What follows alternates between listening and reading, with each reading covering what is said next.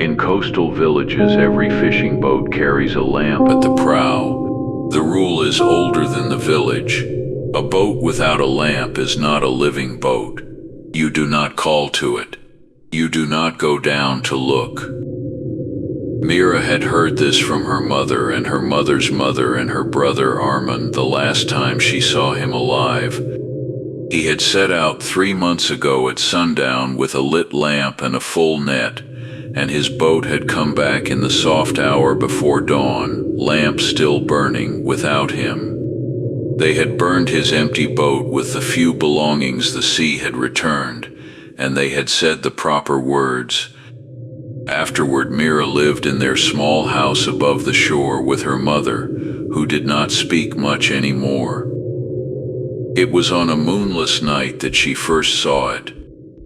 She had gone to the back window to close the shutter against the wet wind, and out on the black water she saw a darker thing, a boat shape with no lamp, drifting where no boat should be drifting.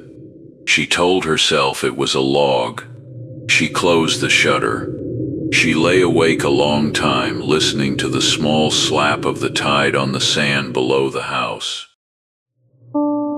The next night the shape was there again, a little closer in.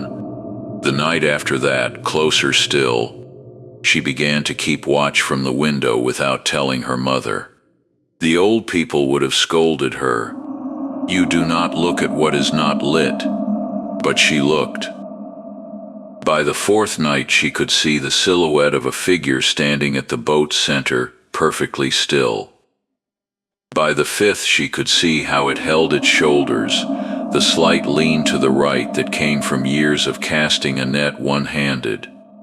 She knew that lean. She had known it from before she could walk. On the seventh night she took her own lantern and went down to the shore. The boat was at the shallows now, no longer drifting but holding against the current as if tethered to something deep. The figure did not turn. Mira walked into the cold, wet sand and raised the lantern. The light found his face. Arman was as he had been the morning he last set out. Wet sleeves, salt-stiff hair, his mouth a little parted as though he had been about to speak when the water took him.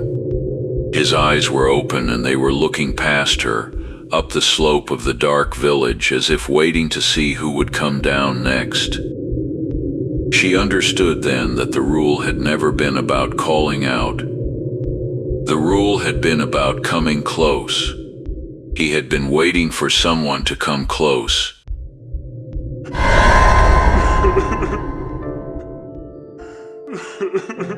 He turned his face to her at last. He smiled, slowly, as if remembering how. He raised one hand. She raised hers. The lantern slipped from her fingers and guttered out in the wet sand, and the cold water rose to her ankles, her knees, her ribs. The boat did not move.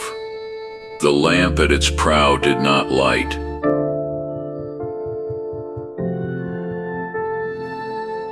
In the morning, the village found her shawl folded on the shore and the dark lantern beside it.